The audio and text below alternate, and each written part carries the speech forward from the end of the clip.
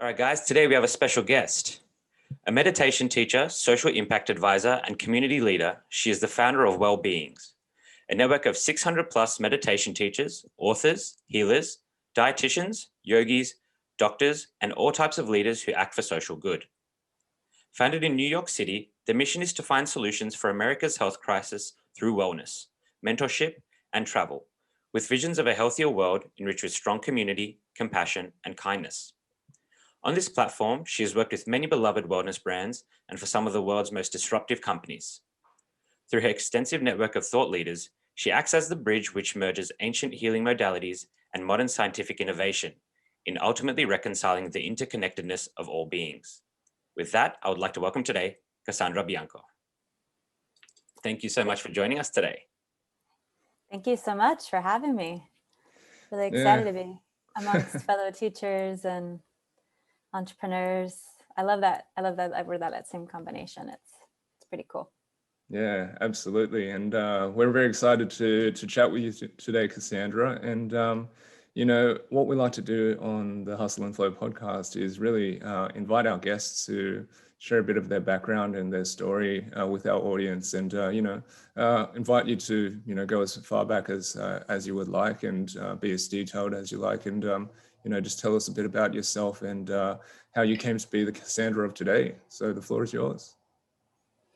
Yeah, sure. So I like to start with the fact that I was born in Miami. I feel like the formative years are pretty formative for your whole life. So I grew up, very much surrounded by nature, playing with lizards in the pool every day, sunshine, going to the zoo, just very much that embodied experience that we have as children. And I feel like, one thing we always talk about on the podcast is, when did you start the path or get on the path? And I feel like we're always on the path. I have a friend that sort of says that nicely. And so I feel like, I was on the path as a young child and then returned, not till maybe 30 years later. but yeah. And then we actually moved to the south of France. So I was age 6 or 7 at the time, and that profoundly changed my life because it was an international school. So probably similar maybe to Sydney, where people were from all over. I had friends from Burma and South Africa and places that, even though Miami's quite international, this was, international in a foreign environment for me. And that just was beautiful to get to experience that expat lifestyle, which can be so community driven and usually is. To this day, my mom says it was, the best 2 years of her life. And every week we had different dinner parties and the kids playing together. And it really sort of set the tone for what I would like as an adult when I have my family one day. And then the second year I went to a public French school.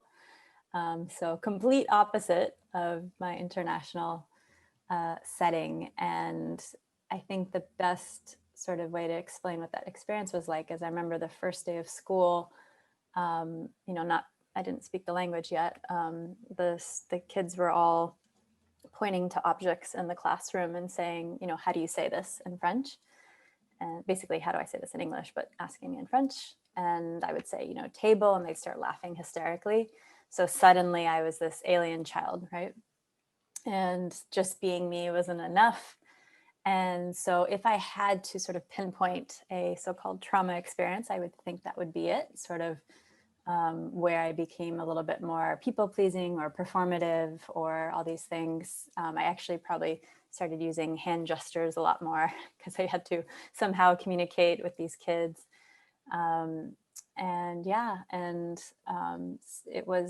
That was when I had much more of an, I think, introverted experience. So I was reading a lot, drawing. I drew a lot and did a lot of art as a child every single day, but really, really went into that introverted experience. So I think about that a lot in my life now, sort of when I'm having those more expansive periods and more introspective periods, and just feeling really comfortable with either one. And then we were, I'm really lingering on the childhood here, but So we were in Europe for 3 years. We moved to England for a year and then came back. So I came back and then had reverse culture shock at age 10. And then I, grew up in Florida and moved to New York. And then sort of my adulting years, I started off agency side doing PR and marketing and communications. I knew I wanted to be a communicator. I did not want to be working for multi-million-dollar accounts, forcing certain messages down people's throats was sort of what we were asked to do. That was very challenging for me, given that all my friends were journalists and I consider myself a truth seeker, but also a communicator. But it definitely was a powerful experience. And I really, really wanted to get into the tech startup scene there. I just felt like that was where all the liberated people were and the ambitious people. I'll put you guys on square so I can see you here. And so I was like, okay, I got to be in tech, right? Like that's where the cool people are at. And so I was going to these, New York viral media meetups, and these entrepreneurs were sharing their stories and success stories. And so it took me a while before I moved into tech. And then, basically realized tech was not for me, but I do want to be around entrepreneurs and creatives. And at that point, thankfully got let go from some very small startup I was working at, was suffering paralyzing anxiety. So I was waking up in the middle of the night every single night, just in a panic. And at the time, I did not have any of the tools that I do now. I probably always suffered from anxiety, just was completely unaware of it. Thought that was how it had to be, like so many people do. And so moved to Europe because I really wanted to be in Europe, and got an amazing. And that from that point, sort of my life changed completely. So this was 6 years ago now. I moved to Stockholm, and the way that Swedes kind of live there is completely different than American society, right? From what we've learned about how progressive they are, and really there's this much more connection to eco lifestyle and stuff like that. And that was really a powerful experience for me, especially since it is more community focused, and everyone trusts their government, and you can Google anyone and see where they live. Like that would never happen in the US. Like all these crazy things that seem like outrageous, it's completely hyper normal there. So that was a really powerful experience. And then I did, they wanted to relocate me back to Ohio, and I said no. I just moved here and sold all my stuff, and really wanted to get that experience working in a foreign country. That was why I had come. So instead, I said, thank you very much. And I went traveling, and I did my yoga teacher training in Bali. And I gave that 30th birthday gift to myself. And and then I came back to New York, and I'm going to start wrapping it up because I feel like this is getting really long-winded, but, and that's kind of where Wellbeings came to be. It was a convergence of all these big things happening in my life. I was experiencing reverse culture shock as an adult. I didn't feel like I fit in New York, even though I'd lived there for 7 years. I'd spent time in these amazing places like Mexico and Thailand and Bali and parts of Australia, where everyone was like so warm and welcoming and hospitable. And that's just not the pace, day to day in New York. And so we started doing these urban style retreats, pop-up retreats in people's homes to build connection, facilitate connection. And so Wellbeings really just came about because I was scratching my own itch. I needed community, people like me. I knew they existed, right? New York City has every type of person imaginable there. But I wanted people who, understood the importance of connection, community, health, understanding the world and all these things, and maybe not completely focused on their careers, which is so much of New York. Ambition's good, but sometimes it's a bit misdirected, I think. So myself included, but yeah, so that's my story. Whew.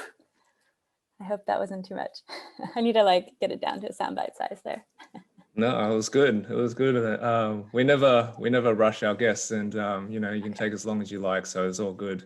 And thank you for sharing that. I mean, there's many threads that I love to sort of dive down, but I guess what makes sense is sort of drawing back. And I think that there's a few things that you said that sort of lead to this point, and it has been a nice, beautiful journey that once you look back, you're able to sort of piece together how everything, you know, fits in, right? And what you mentioned earlier on is that we're always on the path, but sometimes we sort of stray off and then we come back to it.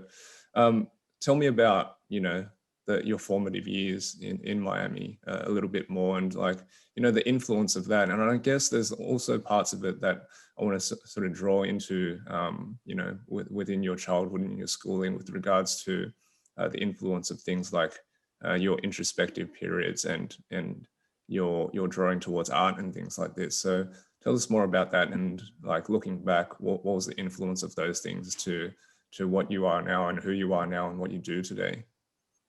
Yeah, you know, it's funny. I just relocated to Hawaii, to Maui, and I've been having these crazy flashbacks of, you know, like I took a early morning swim, and it's apparently you're not supposed to do that because there's sharks feeding then, but I'm learning. I'm a new island dweller. But I mean, that's still to be confirmed, actually. But that might be one scaredy cat who told me that. But basically, just like all of these, you know, more warm environment experiences that I haven't had in over 13 years. So I think that's really powerful, though, when you have those moments of like I had went for the cold shower and the cold bath, hopped in the shower, came out, and was just wearing, you know, some soft clothing and teaching meditation. And it was like a full body experience because, you know, it's such a water is so healing. I haven't done that. I mean, maybe on vacation, but to incorporate something that would feel like a vacation in my day to day I'm just so grateful right now.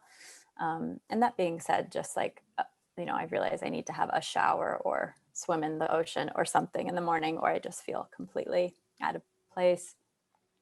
But back to your question, yeah, I think, you know, I'm really getting to delve back into nature, and I think that's what I realized and why I've moved here is I need it. I don't know if everyone needs it as much as others, but I need it on a regular basis. The weekends upstate just doesn't cut it for me.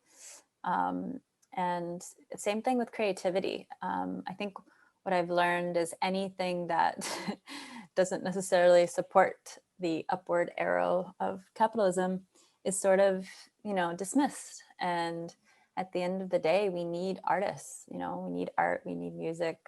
If imagine a world without music, without beautiful design, it would be soulless. So I think, you know, what I've learned and sort of rewilding is the term I like to use, is like really owning those activities that we love, even if it's just drawing animals or, you know, tarot cards or things that might seem silly.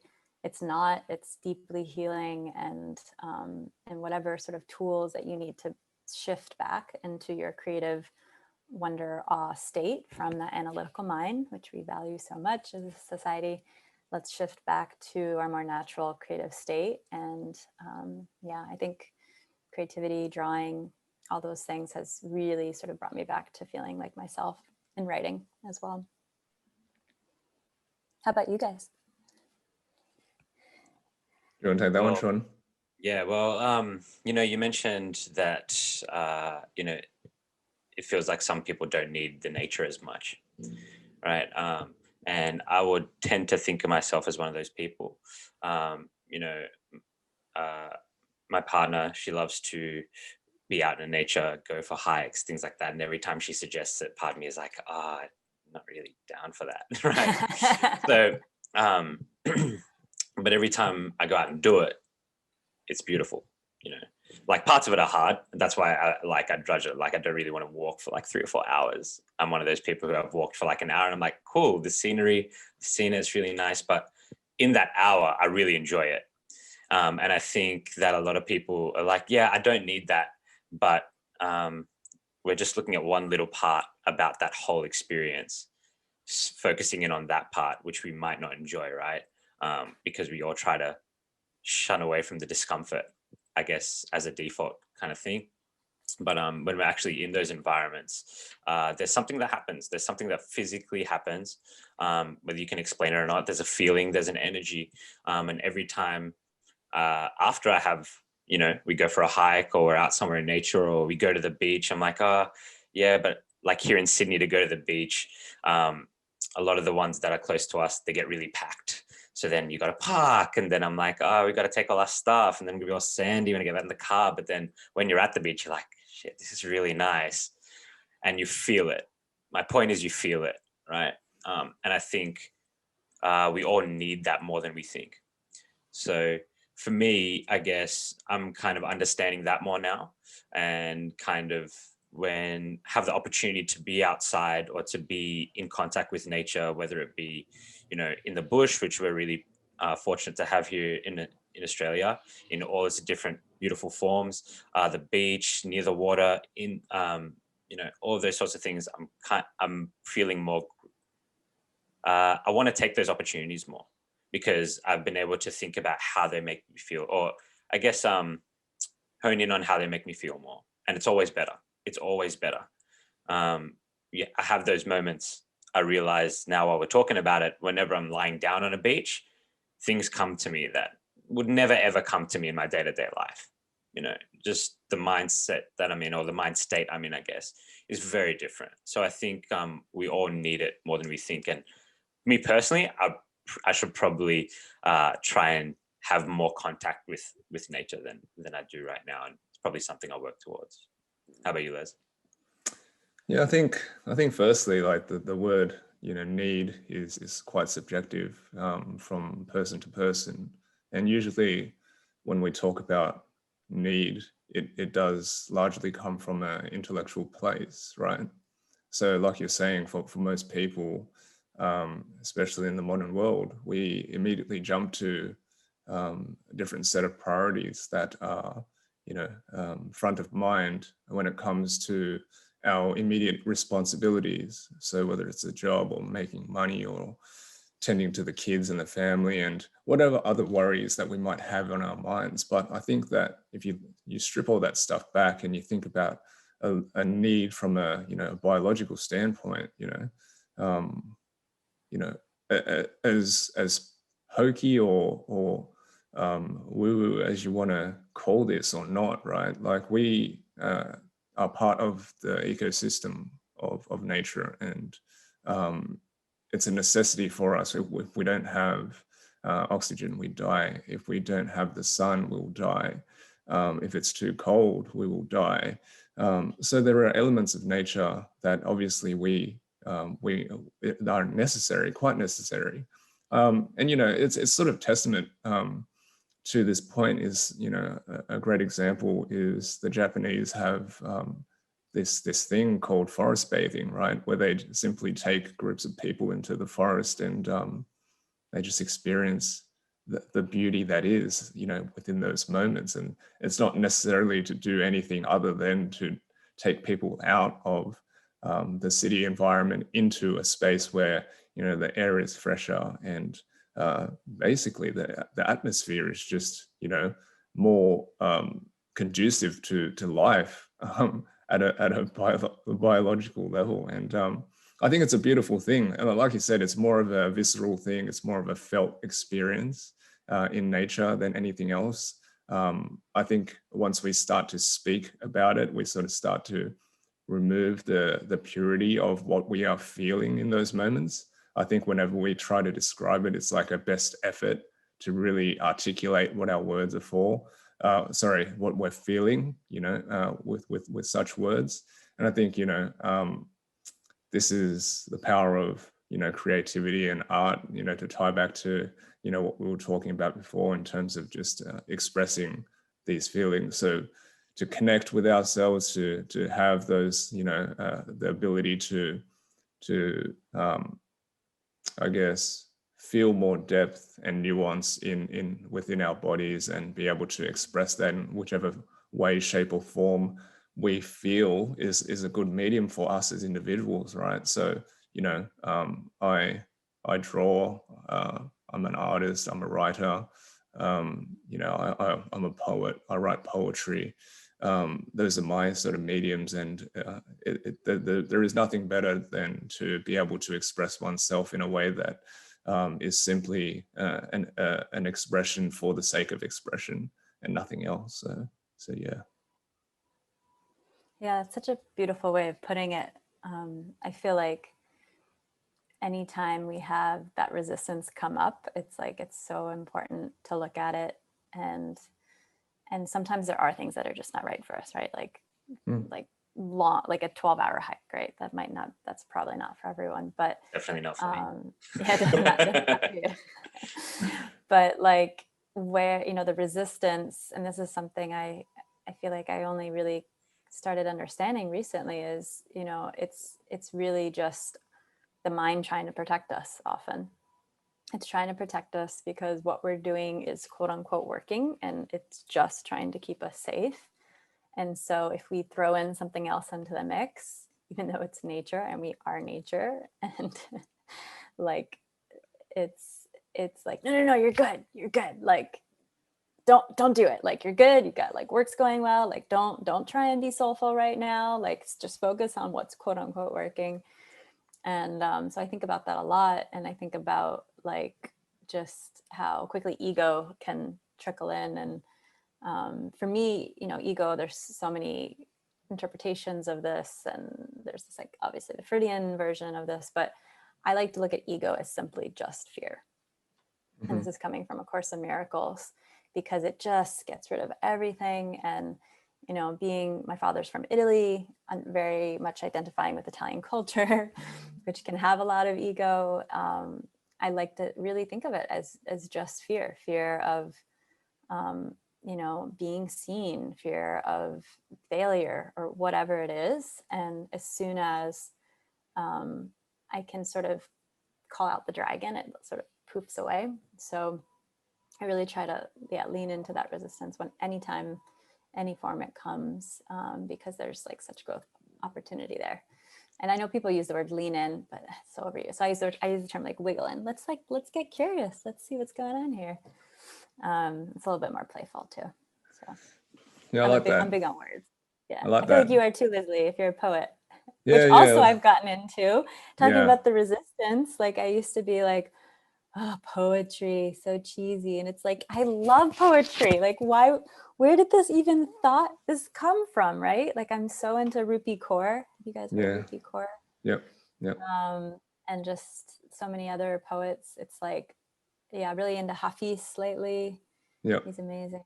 And Rumi, of course. So it's like poetry is like a massage for the soul. Like, why Totally. did I ever judge it, you know? I think we do that a lot, different things. Sorry, that's like just by default, and we don't even think about it until we stop to think about it, like you have. Like, I think poetry is one of those things where you're like, yeah, because in school, like here anyway, you're made to study it at a certain point, and it's kind of one of those things which you have to do and have to look at. And then fast forward to now, and like, say when I'm on my Instagram, when I think about the things that I actually take any value from or enjoy, it's like poetry that I see on there, or quotes and things that are drawn out from poetry or by poets, you know, and Les included. So like the things that he shares are some of the things that I enjoy most and take the most value from, right? And then when you start thinking like, this is poetry, like the thing that, you know, so many of us are like, oh, it's cheesy, or like, oh, you know, I think it's one of those things, just frankly, when people are like, oh, I'm a poet, people like think you're a bit wafty, think you're a bit, you know, out there. And it's like, oh man, some of the greatest things that have ever been shared are poetry. You know what I mean? Mm-hmm. And we love music, and yeah, if music's not poetry, then Oh, that's exactly what I was going to say before. I mean, poetry is just music through words, right? Like, it's just another medium to speak to something deeper that you know, can't necessarily be intellectualized, but we feel it and we understand it at a deeper level, right? And these are the things that, to me, are what we're trying to, you know, achieve in terms of this experience of life. Really dig deeper and go past this whole black and white boxed intellectual existence. Like, it's a beautiful thing to be able to intellectualize and rationalize and reason, right? Like, don't get me wrong, I'm a massive fan of philosophy, and I do enjoy intellectualization and just thinking at that level. But it can't be one way or the other, you know. That's why there's a bit, like, harmony is a beautiful thing, and it's necessary in all sort of, you put that towards anything, you know, harmony of the world, in terms of balance, in terms of the cyclic nature of, you know, seasons, harmony of yourself, and, you know, balance within your body to maintain, you know, a healthy state. You know, the same with the way that we think and the way that we see the world, right? There must be harmony. We can't be, in my mind, too extreme one way or another, you know. We've been given these beautiful tools, these amazing tools, for a reason. And it's, I guess, a bit silly for us to neglect one or the other just because we can't, quote unquote, understand them properly. So yeah, I guess going off on a bit of a tangent, but I want to sort of bring you back to something that, you know, seems to be a little bit of a theme in your life there, Cassandra, in terms of this nature of seeking and exploration. And it's almost like a nomadic type life that you've led, in terms of, you know, being on the road quite a bit, or visiting different places, and most importantly, you know, experiencing different cultures, right? Whether it's your cultural background, where you were raised, or the different places that you've lived and stayed in. Tell us a little bit more about, you know, if you reflect upon that, what are those like types of experiences in terms of your cultural immersion? How has that sort of influenced you and like changed your perspective on how you see things in life? Yeah, for sure. I like to always, you know, I have so many first memories that are sort of like the foundation for how I view the world, right? So I don't know if everyone's as intimately connected with their firsts throughout their early childhood, but for me, I remember like looking at maps and just being fascinated. And to this day, I could stare at maps like all day long. So I've always been really fascinated with people and cultures and languages and understanding people, and like, and just that's I always, it's really hard for me when people think of travel as, especially when they're privileged, as a privilege, right? Because it's like, it's almost our birthright if we're privileged at that point. Of course, there's a lot of people, it's birthright, it should be a birthright for everyone, but it's like, it just needs to be prioritized, and then we can all find a way to do it. And I think about Australia and Sweden, how it's part of the system, right? So everyone takes 6 months to a year between high school and college, or college and working, and travels and gets it out of the system, right? Like, I didn't realize this till I moved to Europe, but I had such a beautiful send off. All these people came out of the woodworks and were like, I'm so happy you're doing this. Like, this has been my dream too, but now I can't because of my job, or whatever. And, you know, I didn't realize, I knew it was my dream, but I didn't realize so many people shared this dream. And Elizabeth Gilbert has a really beautiful way of talking about this, in that, you know, it's the hero's journey. We all, many of us, not everyone, but many of us do have this dream of traveling the world, learning something new, and then bringing it back home. And that's why Eat, Pray, Love was a blockbuster success, not because of maybe the acting or whatever. It's because it was the first time the hero's journey was really told, I think, in a powerful way from the woman's perspective. So people actually made fun of me, and they're like, oh, you know, she's on her little Eat, Pray, Love thing. And I was just so grateful for my Aussie and Swedish friends, because they got it, right? Like, they were like, oh yeah, she's doing her gap year, whatever, 30, a little late, but she's doing it. So in the US, I had to say I was on sabbatical, because people's brains couldn't process, like, exactly. Americans were like, what, you're still like on vacation? It's been 3 months. I'm like, no, it's not vacation. Like, sort of, but like the concept of travel is just, it's not a thing, right? It's just vacation and work, 2 weeks of vacation a year and work. So I really do sort of prioritize it. And I think while I was actually in Thailand, when I 6 years ago, when I really got into podcasts, I was listening to this podcast, and it kind of like haunts me a little bit to this day. I think it was on Being with Krista Tippett, and I can't remember the name. I want to find this episode, but the man was saying, like, you spend the first half of your life running away from home, and the second half of your life finding your way back home. And I feel like ever since I heard that, I've been on this journey to finding my way back home. Funny enough, I was in the middle of my travels while hearing that. But yeah, I've lived so many places that right now I'm at this point in my life where I'm like, okay, where can I settle? Because I don't want to continue this nomadic lifestyle. Yeah, in terms of like long-term travel, it was really only those 4 months, but I had been out of the country a year. So it felt, because I was working in Sweden at the time, it felt so much longer and was emotionally exhausting. And that's been the really funny thing about moving to Hawaii, is because the last 5 years, I've mostly only been in developing countries. So being here, I'm like, this is too easy. Like, everyone speaks English. The water is clean. Like, so many, like I got a parasite when I was in Mexico last year. I was like, this is the perfect place to be during a pandemic, because there's not all of those other, like the roads, like when I was in Costa Rica, the roads were so bad. People were getting sick because of the dust, and then cars were breaking down. And it's just like, these things do make life easier. Clean water, good roads, speaking the same language. So I think I went on a tangent there, but feel free to redirect me if not. But yeah, I think traveling is something many of us, I don't like to generalize, but most of us really want. And then I do think it's like this thing that once you've done it a bit, I don't feel the need to travel a lot. Like a couple trips, 1 or 2 a year, I'm fine. But so many people do have this craving to travel the world, right? Like you talked, I'm sure you've met startup entrepreneurs that they're like, once I, exit my company, I'm going to travel the world. And then it takes a certain person to like do that forever, because they're usually ambitious and high performing, and they'll just start a new company after a year, or like they'll get it out of their system. So I think you guys might have, as a culture, an upper advantage over Americans on this standpoint. It's interesting because I've never thought about it that way, because that is our experience, right? In terms of it's very normal here. Personally, I never took a gap.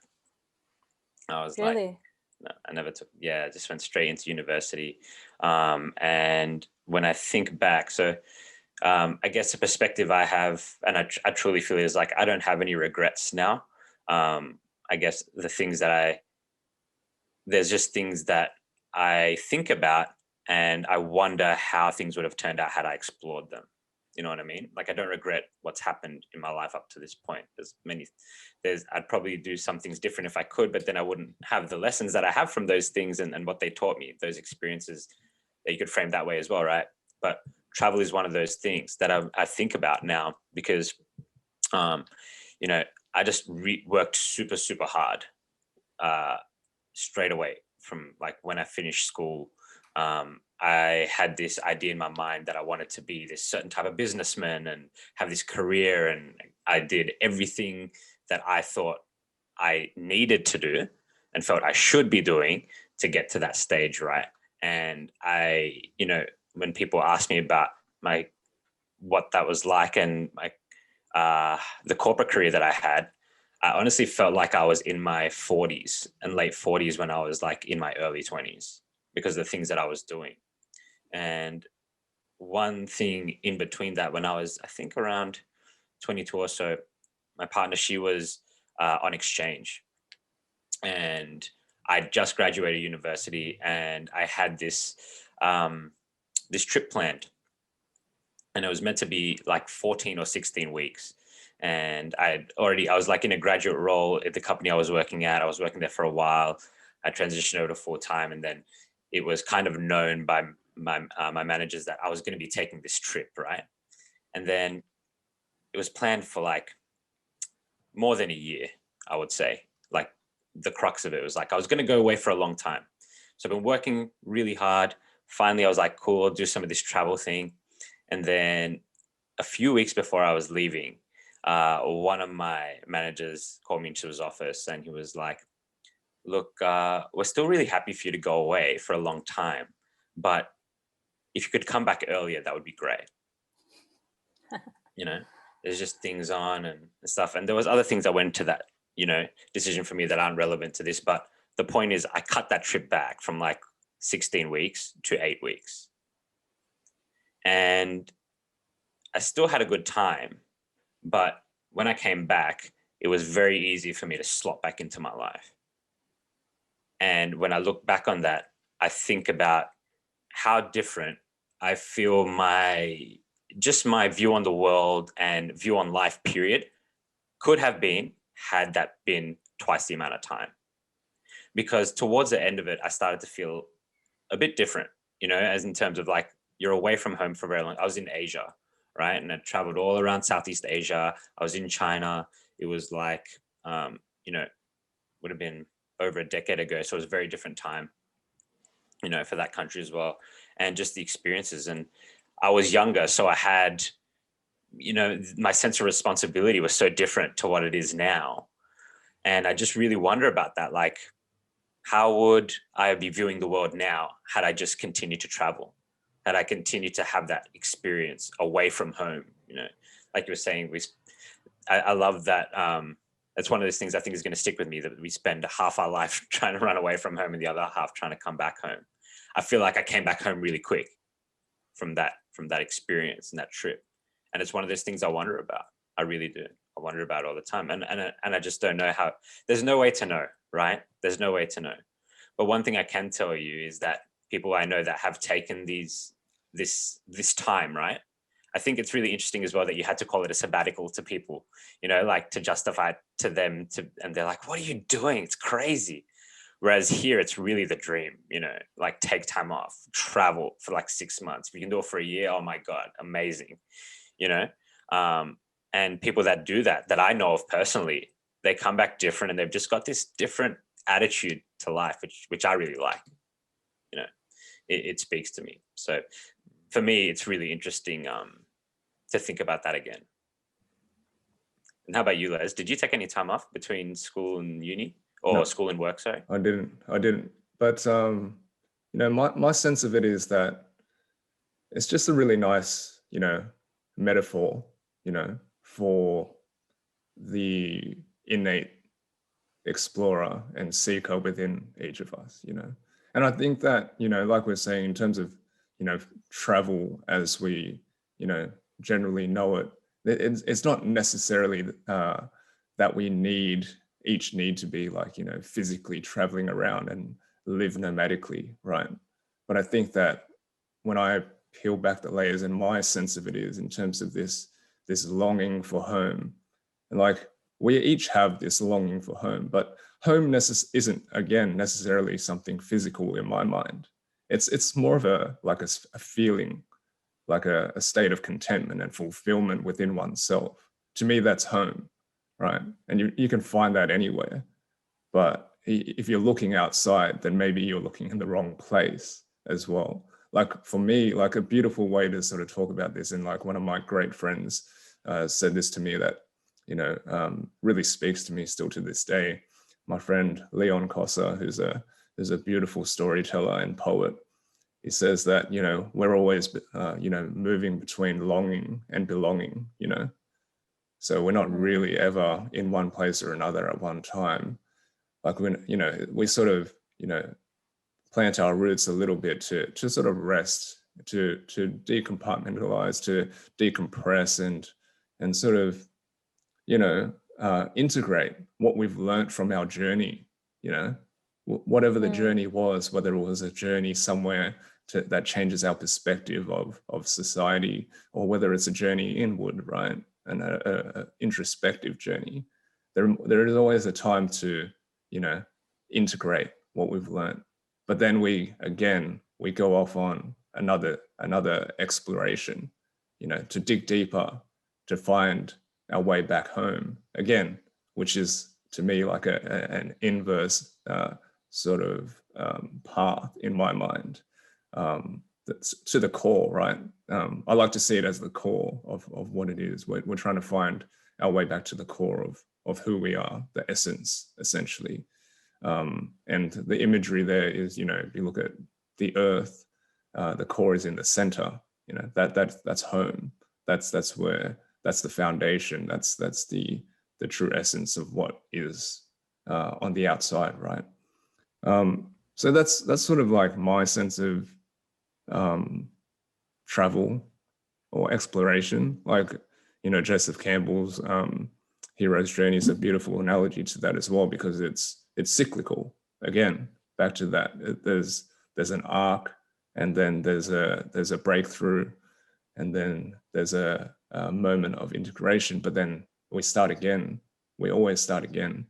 And I think this aversion to it within our modern world is that we have come from a place of a nomadic lifestyle. You know, I reflect back to our ancestors and like traditional peoples of, you know, hunter-gatherers and things like this, who were always nomadic. And this was by necessity. You know, they needed to move in order to survive. But then we figured out how to, you know, plant our roots down and become sedentary people, you know, through agriculture. And this made our lives much easier. But then it sort of took away as well this, I guess, want, or this, it sort of blanketed the yearning within us to continue to explore, because it was less comfortable than what we had built for ourselves. You know, there was a semblance of, you know, the unknown when you do explore, when you seek. But sedentary lifestyle, it's very black and white. We know everything, we're in control. So we like that, we cling to that. But to me, that really isn't reality. That really isn't life, you know. It's always going to be ups and downs. There's always change. There's always going to be, you know, a requirement to adapt to an ever-changing environment around you. So with that is the need to explore, to practice, to grow, and you know, integrate that back into your life and become more closer to home. So I don't know. I think I went on a bit of a tangent myself, but no, I love yeah. that. Yeah, I love what you said about you guys were saying about belonging and longing. I think the biggest thing that my trips taught me is like the external adventure is maybe the one most like the shiniest one, but it's actually the internal adventure that's like I crave far more now, because there's always new people to meet and new places to see, and it's there, it's just there waiting. But like the internal adventure is so new to me, right? Like the internal adventure I did as a small child, drawing, coloring, being present in nature. But the majority of my life, say 20, 25 years, it was, you know, it wasn't happening. It was trying to keep up with the cool kids. It was downloading all these terrible TV shows into my brain. You know, it wasn't as conscious. So I feel like I have a lot of catch up time to do. And I think maybe that's why the internal adventure, as I like to say, meditating or having these beautiful conversations with fellow amazing beings. I think that's the most nourishing for me now. Especially since, yeah, similar to what you were saying, Leslie, like, or yeah, what you're saying before, like, I think it's about like wanting to be more, I did have this extremely ambitious business side my whole life. Like, I want to be like, I remember when I moved to New York, I was like, I want to be vice president by the time I'm 30. Like, what does that mean? It doesn't mean anything. If you're the second person in a company, you can be a vice president. For some reason, I just like loved the superficiality of the word vice president. And now I'm almost like, there's part of me that's like, that ego has died. Like, I really don't care. I remember being like, I want to have an empire. And it's like, no, I don't. What I realize is under that, it's like, look under the deeper layer of what's happening here. And I think that's what you were getting at, Leslie, is like, we're all seeking comfort. We're all seeking safety. We're seeking love.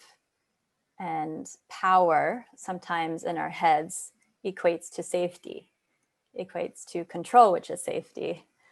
And so now whenever I have those like strong pulls, I try to make sure it's coming from the right place. Especially like if you need to buy something, it's often not the thing, it's like beauty, beauty, love, I'm seeking love, I'm seeking beauty. Yeah, I try to like go a layer deeper, and then it's a lot easier to not judge people too, who, might be coming off a certain way. It's like, no, we're all in this together. We're all just safety, seeking safety, but at the same time we want excitement. So instead of choosing travel or like having a conversation with someone who we think is cute, we watch a TV show on Netflix, like the excitement, the newness, like we always have these things that we're craving, but we sometimes get distracted. And I think we make decisions, in like whatever's most readily available.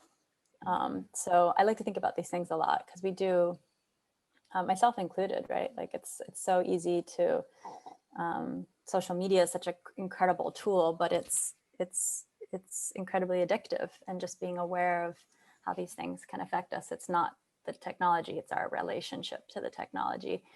One of my colleagues, actually, he worked at Instagram for many years and Facebook, and left a year or two ago. And one of his workshops, which is amazing, is called Relationship Therapy for You and Your Smartphone. And I love that, because it's not the phone, it's not the apps. Like, we need to take radical responsibility, because the robots aren't coming to get us. Like, we are creating the robots. Every single conversation, every single email, every single podcast, right? Like, I think the Buddhist mindset is what really helps guide me here, which is like right thoughts, right word, right actions, and really trying to be as conscious as possible. I'm definitely not anywhere close to being an enlightened being, but if that's my intention, I think I'll be able to hit it more often than not.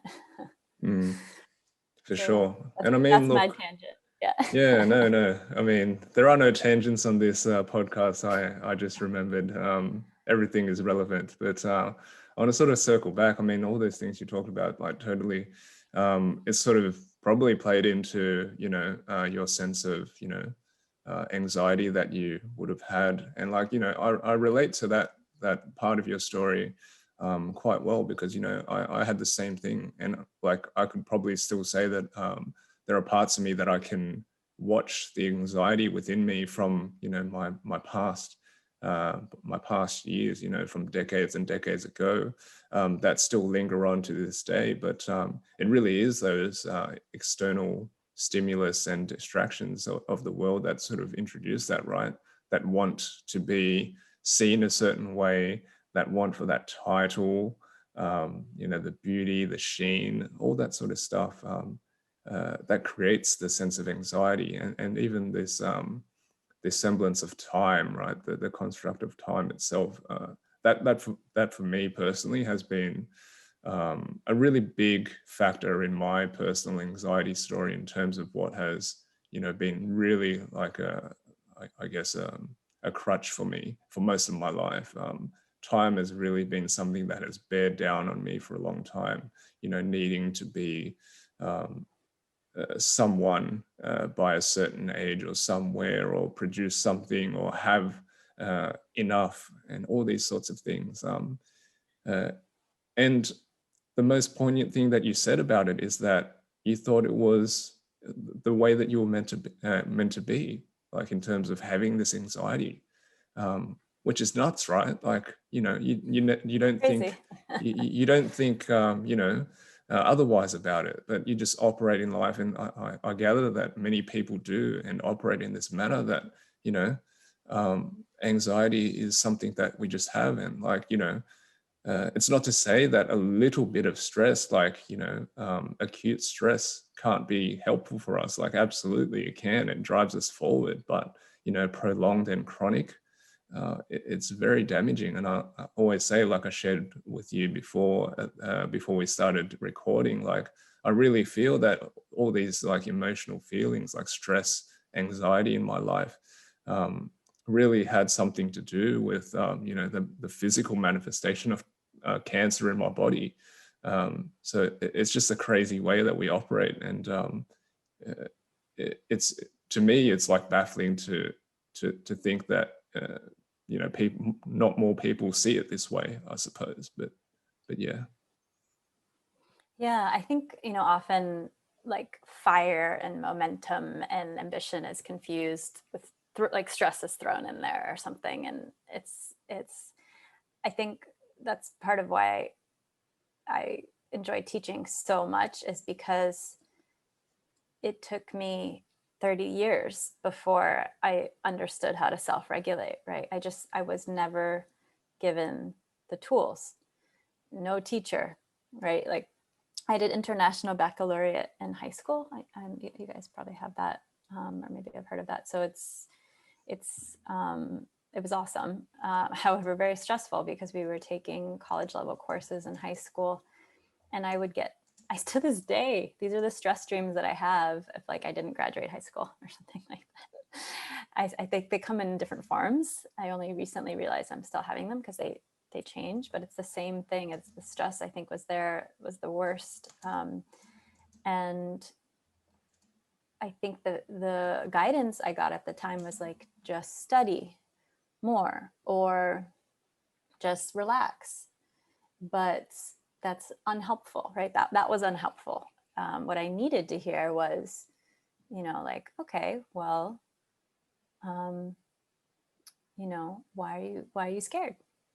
Oh, well, I'm afraid I'll fail and not get into college and never be successful in life and die and have to work at McDonald's. Because that was actually the fear, right? That was the fear of, it was like I had I was always going to go to college. Like, I think that was like the funny part about being in college. It was like, this is it. This is what I've been working my whole life towards. Like, I was always going to go to college. Like, I'm a smart person. It was going to happen. Why was I so scared? This wasn't going to happen. But so many kids in America too, it's like we're brainwashed to believe this bullshit. And so had someone just unpack that with me, I mean, I was so jealous of my classmates who would just show up to a test and be like super relaxed. I thought that they were smarter than me. I really didn't understand what was happening, right? So, and I think that plays a lot into the workplace too. When I worked agency life, stress, these like surveys would go around from like CNN, like top 10 most stressful jobs, and it'd be like agency life, ER doctor. Like ER doctor was like below agency life, which makes no sense, but it really was so like subservient, client service oriented that I as a people pleaser, as a recovering people pleaser, I really fell for that. And so I feel like when you're in that type of environment where everyone's behaving that way, I remember there were a few days I was relaxed and people weren't taking me seriously just because I was relaxed and had my shit together. Like, it's not a good workplace. And this is very common, I think, in big cities in general. So yeah, for me, it's like doing corporate wellness. It's healing my younger self, whether it's my 22-year-old self or my 13-year-old self trying to get into college. I think it's very different to tell someone relax versus, all right, let's take some deep breaths together. Let's do some creative activities together. Let's go in the sunshine for 15 minutes together. Let's go drink some water. Let's go let's talk to a friend. The best thing we can do right now in this pandemic is heal each other, right? Learn how to self-heal and be healers to one another. We can heal just through conversation, just through our words, just through our tone of voice. I really believe that. And we all have it within us. And if we know those tools and techniques, let's share them. Let's share them with each other. This is nothing that needs to be patented or copyrighted. It is ancient and timeless, and it works. And anyone that has a method, be wary of all the ones with the methods, like all of these techniques.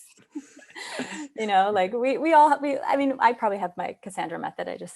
I'm saying that half joking, but I don't actually have Cassandra method, but you guys might have a method. But it's really just like often all of these techniques and breath work or meditation or whatever, it's finding what works for you. And I think that's what's really important. And that's why I love Buddhism so much, is because there is that level of discernment rather than blindly following a teacher and blindly, worshiping a guru, or blindly, that sort of defeats the whole self-inquiry process to begin with. So yeah, I think that's also, I'm really proud of Well-Being. So I'm like, we're the good guys. We're not the ones brainwashing or Yeah. creating So could you cults. tell us, I'd actually love for you to tell us more about Well-Beings and what you're doing there, because it seems like it's been,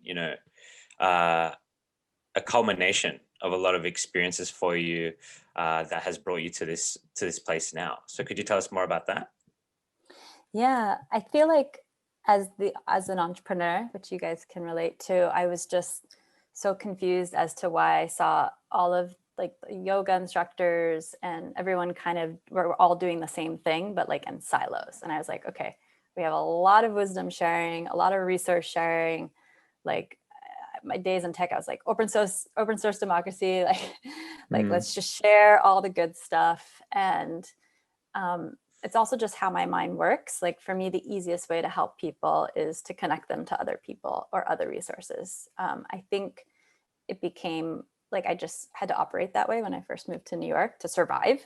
But now it's just how my brain works. So if you were like, oh, I'm looking for, an ancient Chinese medicine acupuncturist with blah, blah, blah, I'd be like, okay, I know 2 people here. Like, let me set up an email intro. Like, I'm really proud of that. But it's like, do I need to be that person? No, but my brain does work that way. So I love the community because everyone is a very passionate entrepreneur, healer, teacher, creative, or a combination of.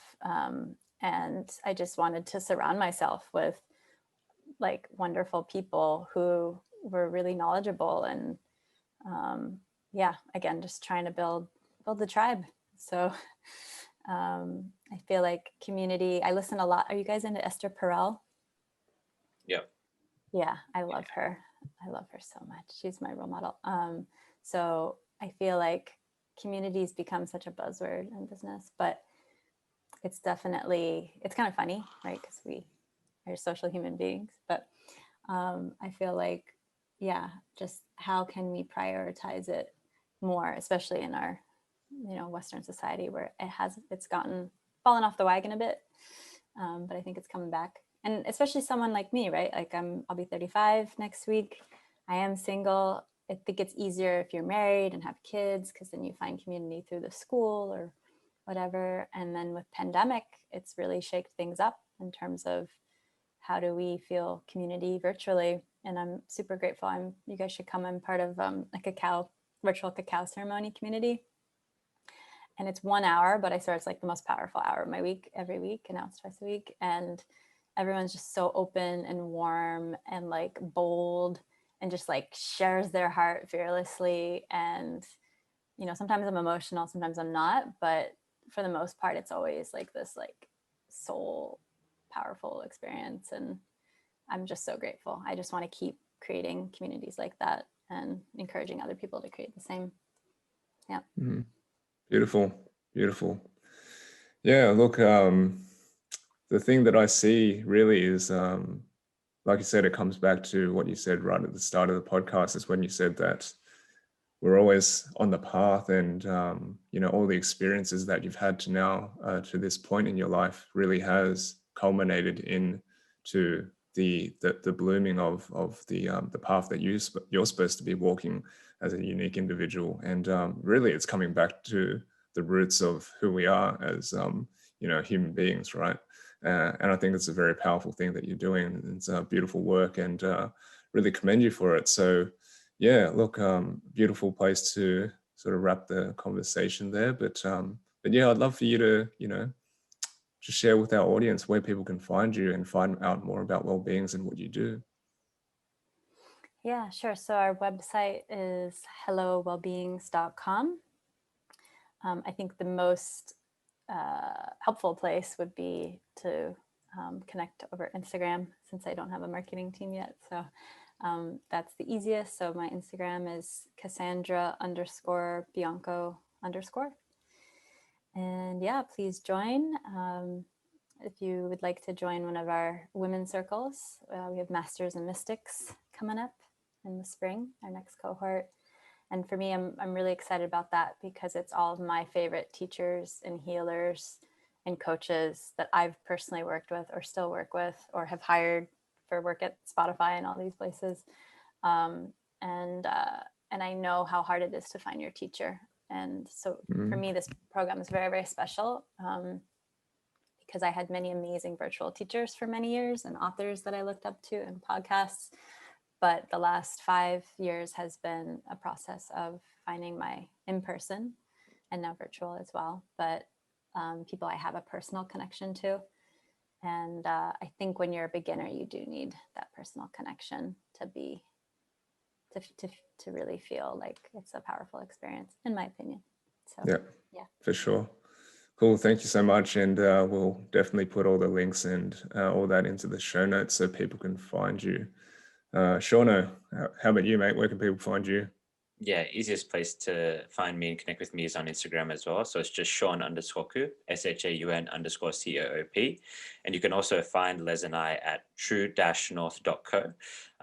It's our program that we've put together, really helping people to find clarity and direction in life. So if that's something that, you're becoming interested in, that you're seeking knowledge and wisdom about, please join us there. And how about you, Les? Where can people find you? Yeah, so people can find me on my website, findingspace.co. All my programs and latest offerings will be on there. Otherwise, you can also check out my social media. It's also at findingspace.co on Instagram and Facebook. So yeah, any of those mediums is fine. If you want to, I guess, send me a message or say good day, I'm pretty responsive on there. If you want to touch base with Shaun and I with regards to the podcast, if you want to ask any questions about this episode or any past episodes, if you want to get in touch with Cassandra, or if you want to come on as a guest, just email us at thehustleandflowpodcast@gmail.com. And I'd just like to thank you again for joining us today, Cassandra. Thanks so much for really going in depth with your early childhood and the path that you've been walking on.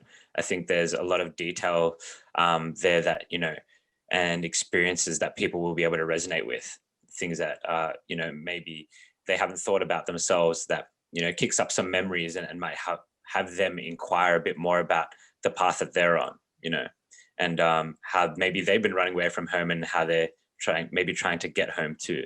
I really love the way you put that and sharing that with us. So I really want to thank you for, sharing with us so openly and being able to eloquently express your feelings as well about those times in your life. So thank you for that. Thanks so much for having me. I'm so excited. I have 2 new friends. Yeah. No, it's awesome. And I hope that you keep enjoying Hawaii and your connection to nature there. It sounds like a beautiful place to be, especially at this time. Yeah, I feel super grateful. I'm like, don't let it end, but it's not. It's just very, very special. So thanks, guys. No, pleasure. I wish you all the best there and always. And if you took something from this conversation, guys, which I'm sure you did, please just share it with one other person. It's how we grow the podcast. Until next time, guys, thank you very much. See you guys. Thanks, guys.